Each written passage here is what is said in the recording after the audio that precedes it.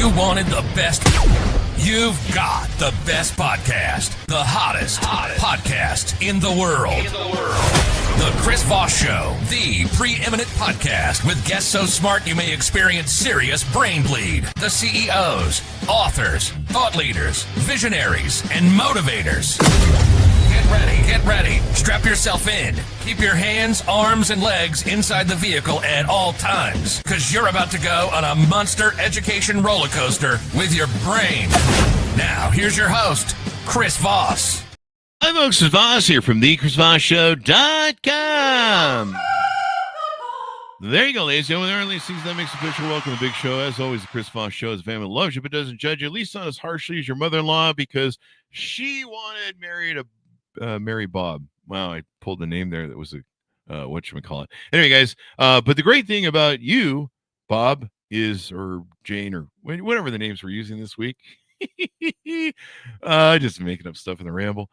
You can watch the Chris Voss Show too and just become smarter. So refer the show to your family, friends, and relatives.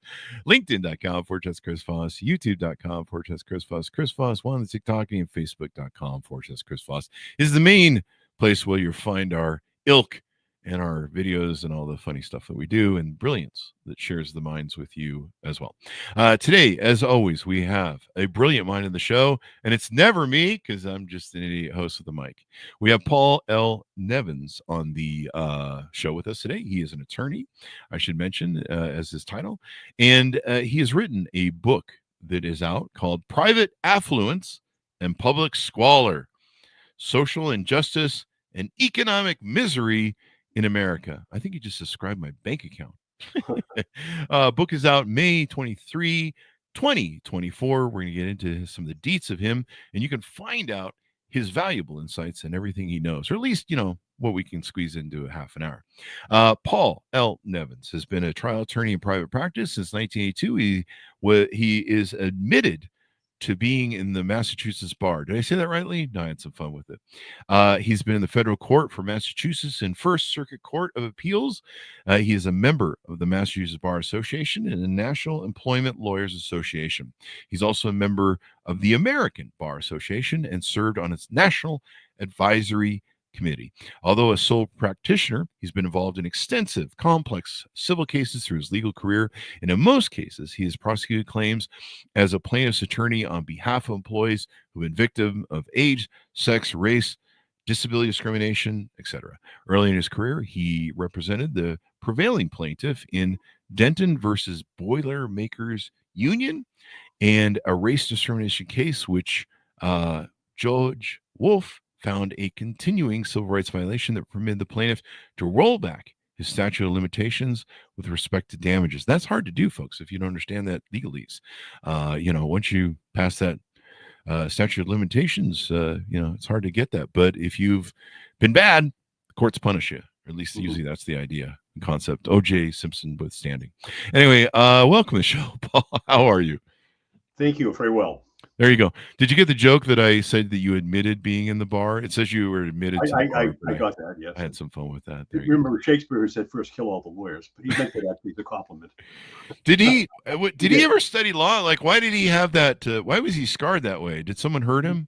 Well, it was satirical. The thought back then was that if anybody could oppose the British monarchy, at least it would be lawyers, he hoped. Yeah. There you go. Well, no one thinks attorneys are important until they need one, right? Isn't that I agree. What the saying goes? So, but I love law and I love attorneys, as long as they're not, suing me, the ones suing me. But I've learned a lot from them, and law is important in our world. Give us your .coms so people can find you on the interweb, sir. I'm sorry. Give me your .coms, your websites, wherever you want people to look you up on the internet. Private Affluence and publicsqualor.com. There you go. So give us a 30,000 overview of what's in this book, Private Affluence. Well, aside from being a lawyer, I've obviously, like many lawyers, I'm a disappointed academic. I actually started graduate work at NYU, finished a master's there. It was in a doctoral program, but it was interrupted by the Vietnam War. And when I returned to a doctoral program, it was pretty clear that most of my colleagues were teaching part-time adjunct faculty. There weren't any jobs in the academy. So I changed careers. I immediately became a teacher of the Boston Public Schools for 12 years and was active in the Boston Teachers Union, AFT, AFL-CIO, and went through all the race wars, busing, desegregation, chaired their desegregation committee. And then, given those experiences, I thought it was time to change careers. So I enrolled at Suffolk University Law School and became an attorney. Mm-hmm. There you go. What made you want to do that? What was it that drew you to that profession? Well, I mean, I came out of a working class family, and Mhm. my father actually was a Boston cop, Mhm. a grammar school graduate, but if he told me if he had ever had a choice, he would have preferred to be somebody like Perry Mason and would Uh-huh. have preferred to be a criminal defense attorney. Yeah. That kind of inspired me, but also, coming out of the background in which I was raised in Boston, I had a certain commitment to social justice, though. I thought the legal career would be an opportunity for me, especially after being taught 12 years, to make a difference. Was there, and I know you kind of answered my question, but I want to dig it just a little bit more. Sometimes there's a, there's a crisis moment, or there's a moment where attorneys experience the law in action, or maybe they see something or experience something that interferes with rights, and it kind of gives them this kind of fire to go, I see why this is important, and I want to pursue this. Was there any sort of a moment like that for you? Yeah, there were a number. Initially I began because I needed trial experience as Mhm. a criminal defense attorney. So I represent a number of minorities and basically poor people who needed court-appointed attorneys. And it was pretty clear to me that in a lot of respects, the playing field was heavily tilted against them, Mm. no matter who they were. Mhm. And some of them had very legitimate defenses, and some of them also had, been treated very badly on the civil side. So that inspired me. Coming out of my union background, also, I was very determined to pursue concentration employment law litigation because I thought that individuals in our culture, particularly those in protected classes, for example, age, I think is always been a very significant problem in our culture. Mhm. Tremendous number of people who are older. You get over 40 in our culture, many are told you're too old, you can't learn new tricks, you need to go on. And these are people who are often displaced if they lose their jobs between 40 and 65, for example. Yeah. There are many dead meat. I mean, they can't qualify for Social Security.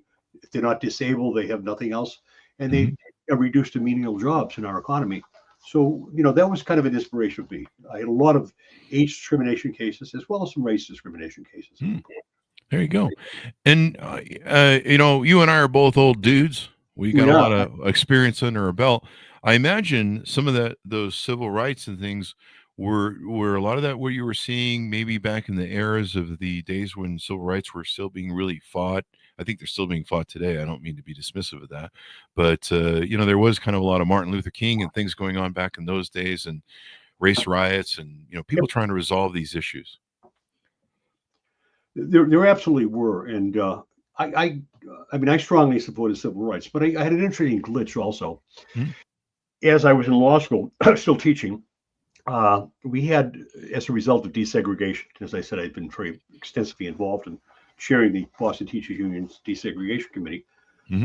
The Judge Garrity was hearing the Boston desegregation case, and I always thought, as a kind of white working class guy, that desegregation was badly mangled, and it went back to decisions by the Berger Court, the United States Supreme Court, the Milliken 1 and Milliken 2, that basically said, if there's a problem of segregation, it's the city itself and the surrounding suburbs are not responsible and liable. So Garrity imposed an order in Boston that basically pitted working class whites against working class blacks, which I thought was a recipe for disaster. And I said so on a number of occasions. Ironically, in 1982, as I'm getting ready to graduate from law school, I'm still teaching at the time, the city of Boston told the federal court that they were suffering a budget shortfall. I said, no, that's nonsense. That's not happening. But no one ever investigated it. So Garrity then handed down an affirmative action hiring order. Hmm. I was one of 710 white teachers who were hired in the 1960s, 70s. We were, basically very progressive people, and all of us were laid off. I ultimately got my job back, Huh. but I was reminded that, sometimes these remedies are heavy-handed, and they hurt the wrong people. And I think that was one of the kind of dividers that is pitted in our culture right now, working class whites against working class blacks and others, which I think is very unfortunate. Yeah. We've had Eddie Glaude Jr. was on the show with us today. He wrote about Baldwin. We talked about, what a lot of James Baldwin, I should say, talked about back then, and how it's interesting. We're still having the same conversation. We're trying to resolve in a positive way, or argue in a way for some people. I'm disappointed. I had always hoped, like when we elected Obama, that maybe that would help. But systematic racism is endemic in every feature and level of society. Discrimination, sexual, race. I think our biggest problem is we have these things called human beings running around, and they're horrible people for the most part. Not always, but if we could just get rid of them, we might have some peace around here. We might, and I think the issue we've never been able to face is that race is endemic in our culture, and it's always been an issue. And the debates when Harris is running against Trump and so on, the question always became clear: is it ever possible for a woman or a black, no matter how well qualified they are, to possibly prevail? Hillary Clinton also. The answer probably is no, because a lot of people don't want to admit, their really undisclosed bias or sometimes unconscious bias. I know as a trial attorney, one of the things we've always insisted juries be polled on, and also highly look at some videos in terms of unconscious bias, because it's a real problem for all of us. We know you have to go back and what's going on here? Is it something I don't understand or something I'm missing? There you go. It's interesting where we're at now. The title of your book, Private Affluence and Public Squalor, Social Injustice and Economic Misery, does this still fit? I want to make sure. I kind of went off on a tangent because I try and plumb the book first, but is this fitting into the narrative that's inside the book that we've been talking about so far? Well, it kind of does. I mean, the title actually comes from John Kenneth Galbraith, who is back in the 50s wrote a type book, The Affluent Society. And he bemoaned the existence at that time of what he saw as increasing squalor in the public sector. So what I've been able to trace through my career is that our economic system has continued to change drastically. And in my book, I allege for the worse, because unfortunately, our system hasn't regulated antitrust, monopolies, oligopolies. And fewer people have amassed enormous amounts of wealth. One point I make, for example, in my book is that, I'll just quote from it, that in 2021, the top 1% of Americans had a combined net worth of $34.2 trillion, 30.4% of all household wealth in the United States.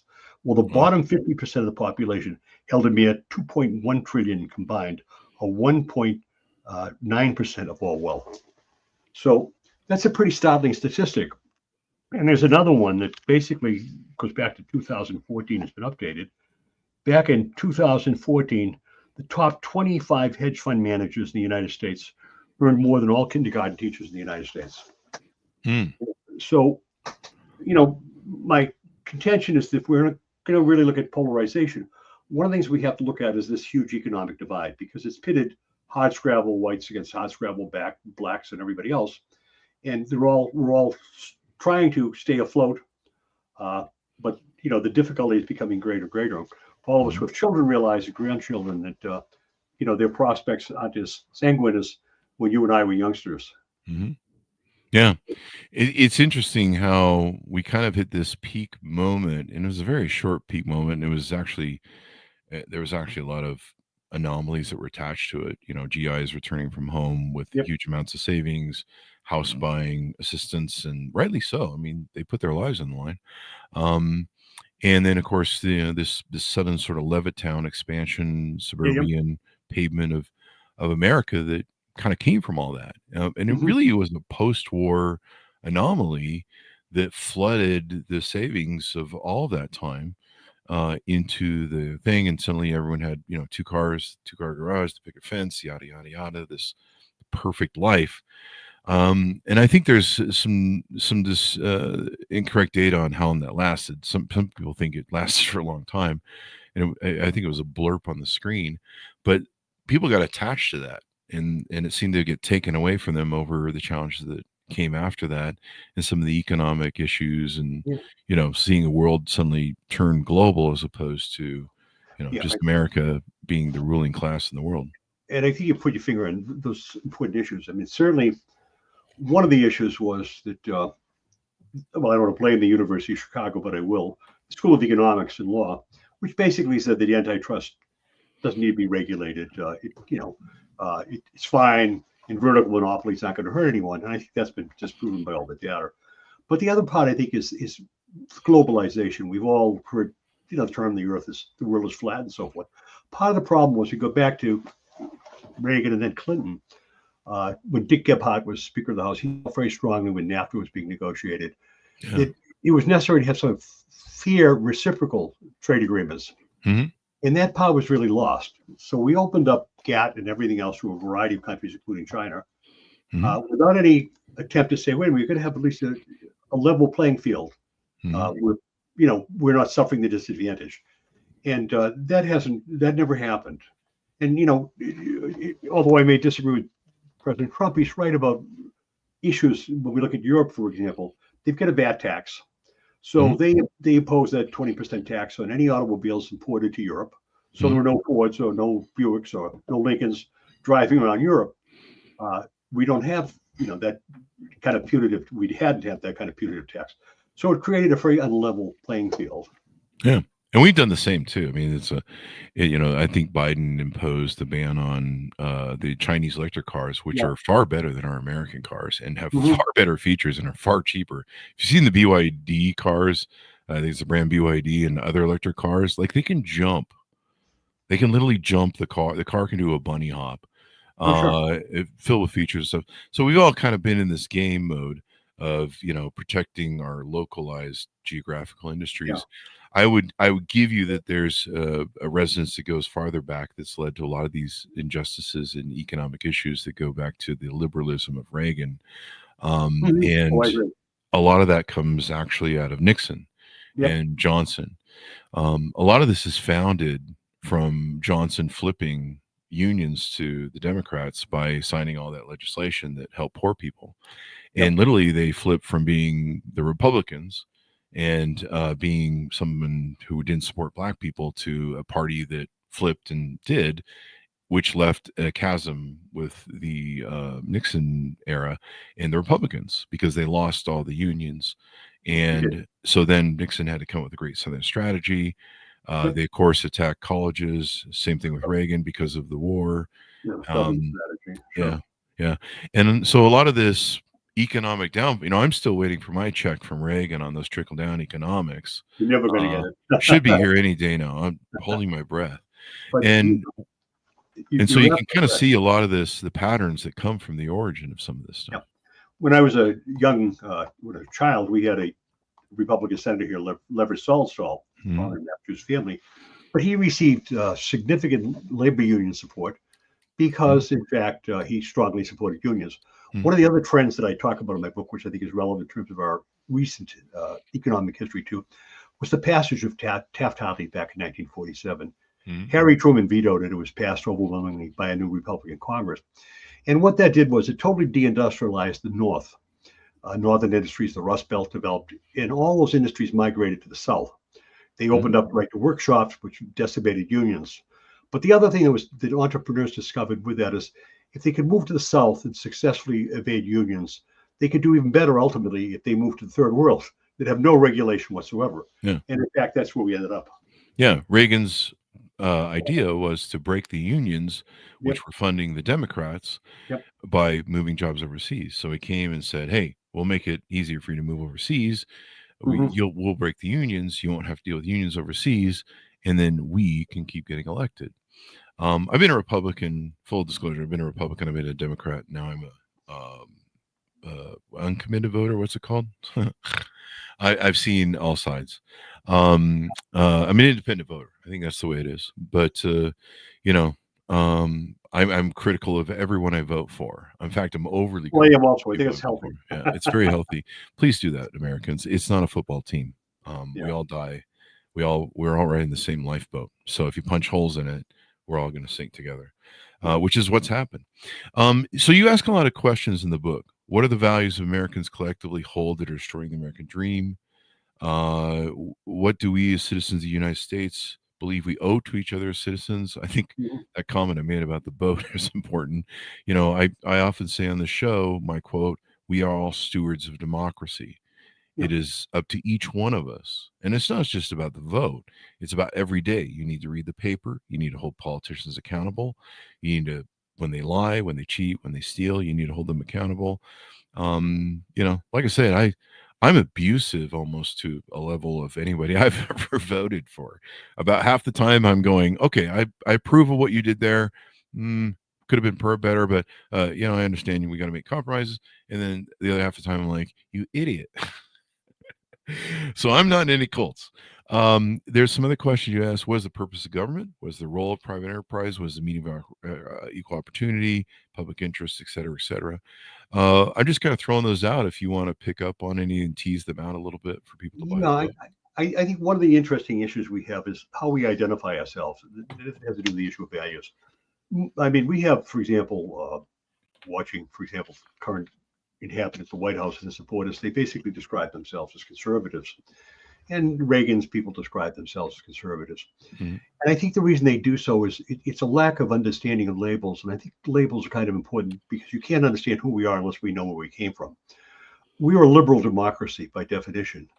So we don't have, by definition, conservatives in this culture. We might have liberals who feel the country's going in the wrong direction or whatever, but they're not conservatives. Conservatism goes back to the ancient Greeks. And if we want to find out where conservatism exists today, it's in the Vatican.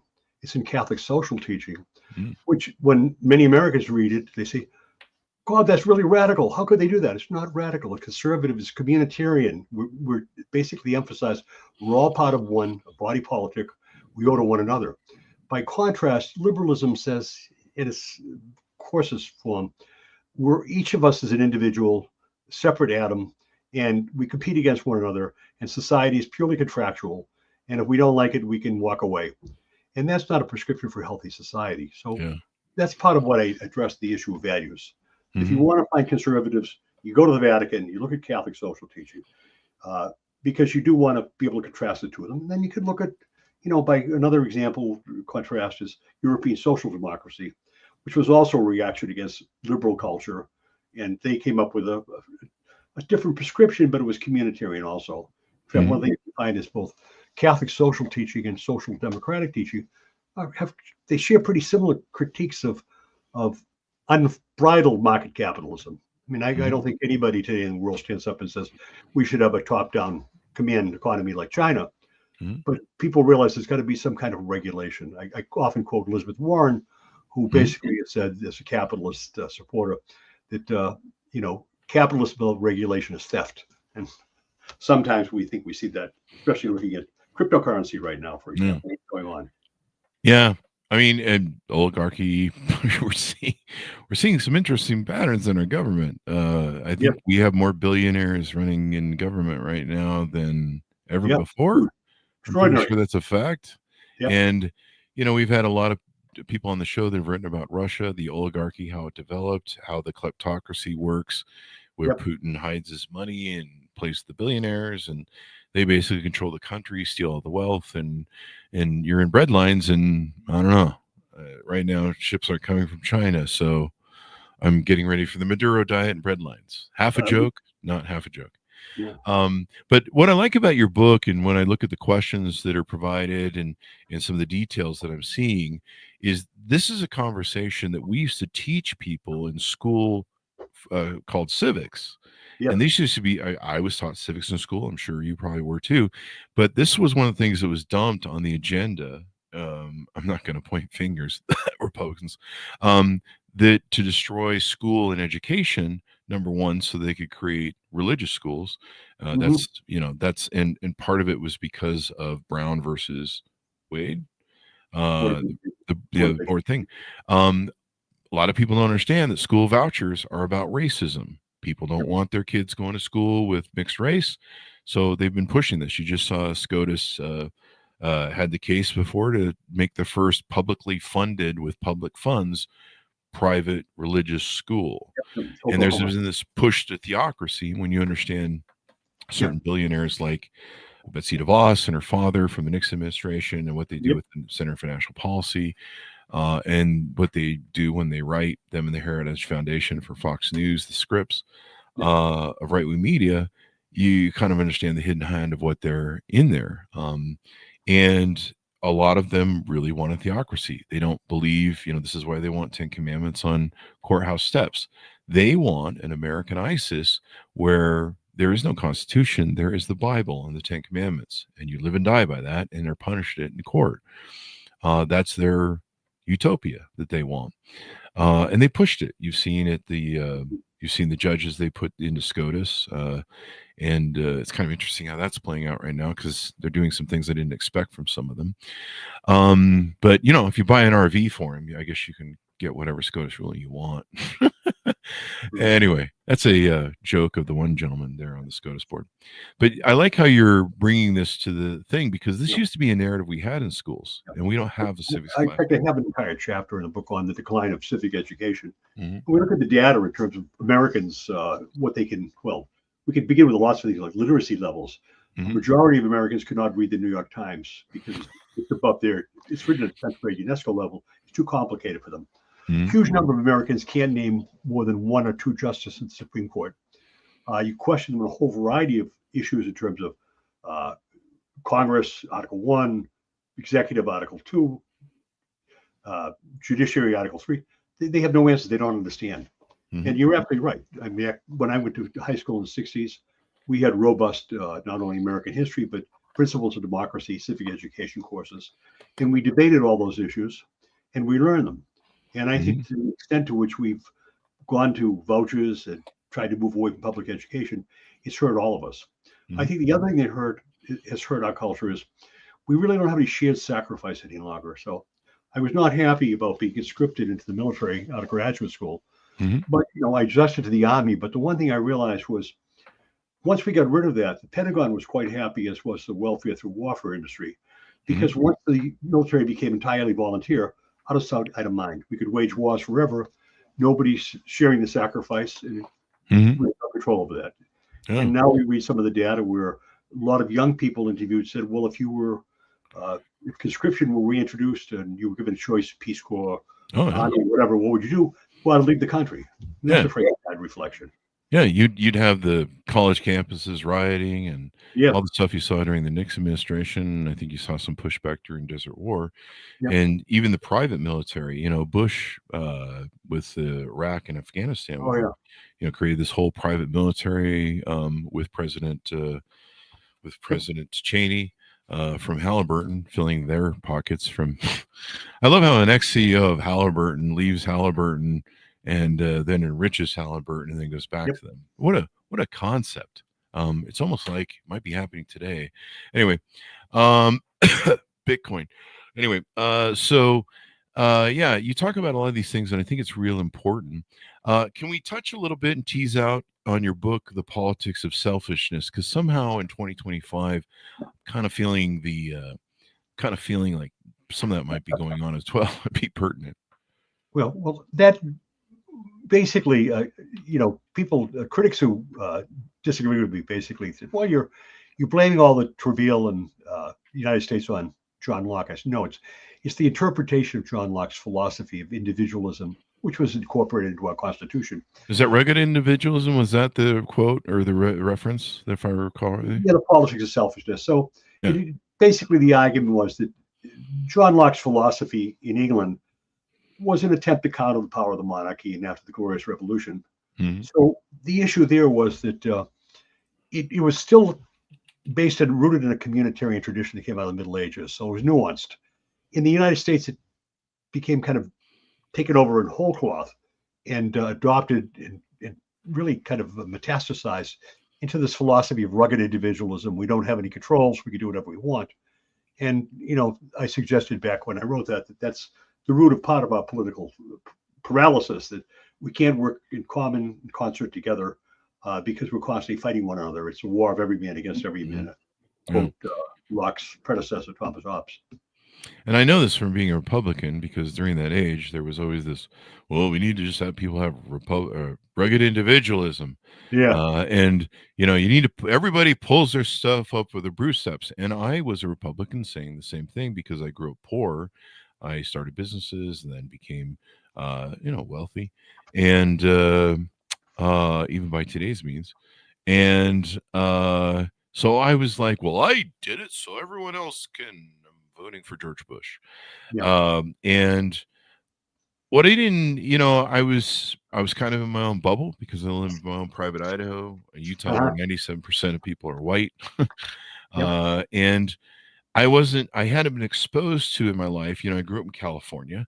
I was exposed to everyone in California. I was friends with everyone. So I didn't get that racist sort of element. I lived in the melting pot of people. That's healthy. And, but so I didn't have a lot of experience in seeing how a lot of poor people lived, a lot of people that either had made bad choices in life and shouldn't suffer indefinitely for them. I mean, that's the reason we have a bankruptcy court, is so that people can start over. We can't throw them away. Welfare and all those sort of things. And so I kind of bought into that rugged individualism. I'm like, if I can do it, because I'm a stupid kid and still am stupid. I'm like, if I can do it, somebody else can. But not everyone has the same opportunities. Not everyone has the same. I certainly, had my fair share of people who tried to help me back, but I certainly didn't have any sort of race discrimination that was holding me back and sabotaging me. The indemnification of racism and civil stuff, it's so deep into American culture. We're separated by freeways and subdivisions that were redlined by banks, and it's just all this stuff that's created a mess. Even religion was separated. Martin Luther King famously said, we can't even pray together on Sunday as white people. And so there's a lot of this. And I was lucky enough that 9/11 made me wake up and go, why do people in the world hate us? I had this panacea idea or utopian idea that America's great and everyone loves us and we're just so cool. And then I'm like, well, why are they flying shit into our buildings and stuff? We're that cool. I thought we were the cool kids on the block, but evidently people hate us, and why? And so then I started studying the world. I started studying nature and trying to understand why human beings were, the way they were. And it opened up my worldview, and it got me away from that whole concept that, there are people that grow up poor and in discrimination, and it's hard to get out of it. It's hard to get out of slums. It's hard to get in, not slums, but, places that are largely poor. There's no jobs, there's no support, there's no education. You're really subject, what's the word I'm looking for? You're really sabotaged from all different levels. And every time you try and get up or out, you could be attacked, and there's you get pulled over for so your turn signal doesn't work right or something, and then off you go, and we fill the jails. A lot of that came from the liberalism of Reagan. First thing he did when he came into office is he took away all the support welfare systems and increased the police. And then of course Clinton didn't help. We're bashing both Democrats and Republicans here, people.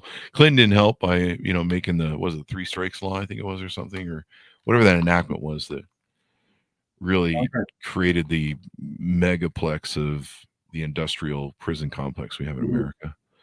So, I think in terms of the whole issue of rugged individuals, with most of us think back who survived relatively well in life. Along the way, one or two people helped us, gave us a leg up. Yeah. And that became critical. And I can think back even to my, high school education, a couple of people came to my aid and so forth. They were invaluable. And back to.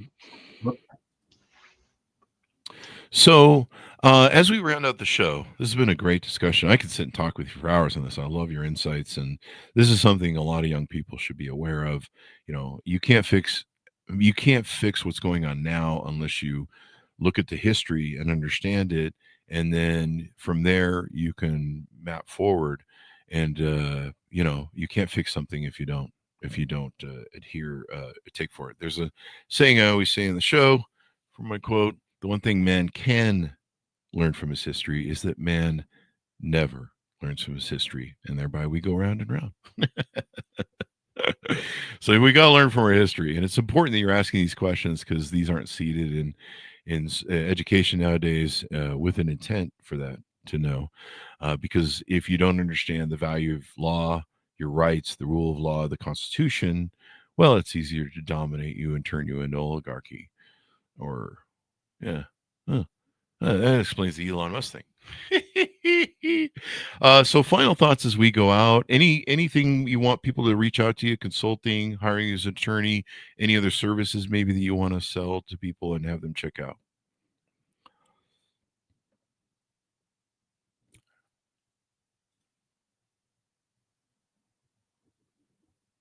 I think we lost Paul, so we're going to wait for him to come back in.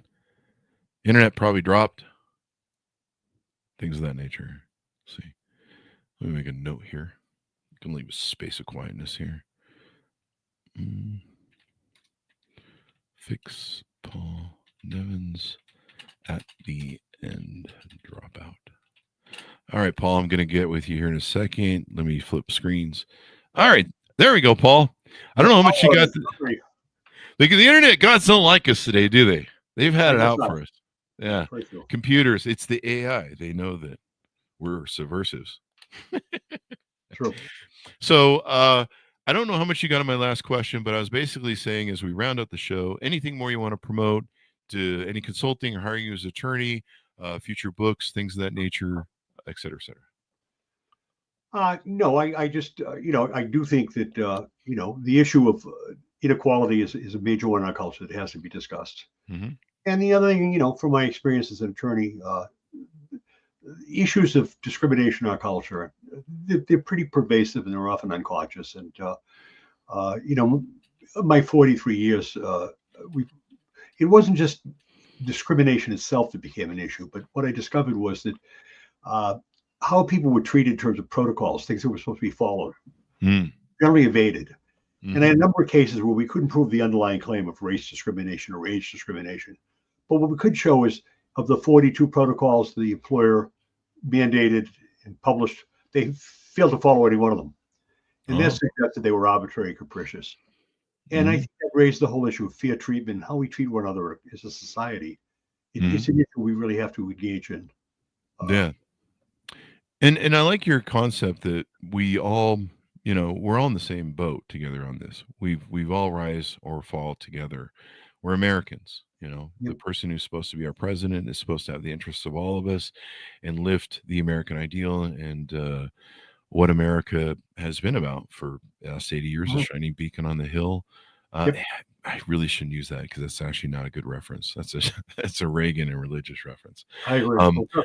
But being this beacon of freedom, free speech, democracy, and engendering those ideals, let's put it that way, and being a leader in the world as opposed to a follower. I think that's so we worry now that given what's going on in terms of tariffs and sanctions and attacks on Harvard, other universities, research, a lot of young people, particularly in the Boston area where I obviously live in the city, they're going to be migrating to Europe. I mean, I can't see a lot of them migrating to China for obvious reasons. Yeah. But I could see a large number of them migrating to Canada or to Europe.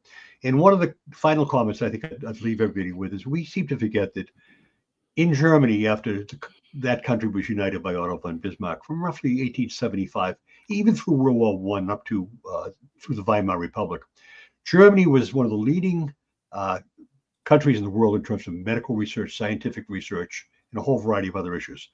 Once Hitler came to power and the events that subsequently occurred, German's intellectual propriety was absolutely destroyed. They've never recovered in that respect. And I'm deeply concerned that could happen here to the United States. Yeah. I mean, that's usually what happens with nationalism. We kind of, we went through nationalism back under early FDR. And, the thing was, we don't want to get sucked into Europe's war because we didn't like the first one and it didn't turn out well. And by doing that, it increased the level of costs that it took to fight that war and defend democracy, because we were next up on the docket. And we found that out with Pearl Harbor. And of course, the Atlantic Ocean was starting to fill with Hitler's submarines. So it was making trade even harder. We were up next on the plate. And, you think of all the men and women that died in World War II that didn't have to, if we would have went after Hitler as soon as he invaded Poland. And we see that today, I think, unfortunately, with Ukraine and Europe. Yeah, I just watched the minister, whatever the title is. Oh, yeah, the president. He was just talking about how he's seeing buildup on their border of Russia. And Russia, Russia's just playing games where they're just like, oh, yeah, we want peace. We're willing to, stop bombing. And then they're bombing more than they ever have. Well, and anybody who grew up with Russia, you grew up with Russia. I grew up, hiding under desks, under bomb threats of nuclear war, that somehow that steel case desk of lead would somehow save me from a nuclear war. I don't know what, there was a kind of interesting Fight Club scene there of Panacea. The Finns are interesting too, because they were neutered by the Russians. They fought them hard. They had to surrender some of their territory. Yeah. But they've learned, and they understand who the Russians are. And I think maybe one interesting glitch with the president of Finland is, apparently he's an incredibly accomplished golfer. And he's been able to strike up a friendship with Trump. And maybe that will help. But God knows, if we don't pay attention to those issues also, we're going to repeat, it's Santayana who said, those who forget the past are condemned to repeat it. And I think that's unfortunately true. And maybe I built that quote off of that I made, where I may have modified it off that, where, the one thing man can learn from his history is a man never learns from his history. I mean, this is why we talk about these things. This is why you're asking the questions, your book. So wonderful discussion. We could go on an hour for us, and I love having this discussion with you, and I hope our audience does too, because you're going to learn a lot, and we need to think about these things, and they're prescient in determining the future and success. I don't have children, but people that have children and grandchildren want to see them succeed. These are important questions for them too. Give us your .com so people can find you on the interwebs. Okay, pardon me. Give me your .com, your website, so people can find you on the interwebs. Private Affluence and publicsqualor.com. There you go. Thank you for coming on the show, Paul. I love these conversations. They're brilliant. They're in depth. And I enjoyed the conversation. I wish you the best of luck in your program also. I'm going to need it in 2025. Competition, but it's very good. Yeah. Hopefully we've been and ask a lot of questions. There you go. And educate a lot. That's what we try and do. Share the wealth of knowledge. So share the wealth of knowledge, folks. Pick up Paul's book, Private Affluence and Public Squalor, Social Injustice and Economic Misery in America, which I think describes my checking account. No, I'm just kidding. It's not that bad. It's actually pretty good. Anyway, guys, thanks for tuning in. Go to goodreads.com for Chris Voss. LinkedIn.com for Chris Voss. Chris Voss, the TikTok, and all those crazy places on the internet. Be good to each other. Stay safe. We'll see you next time. Thank you. And that should sound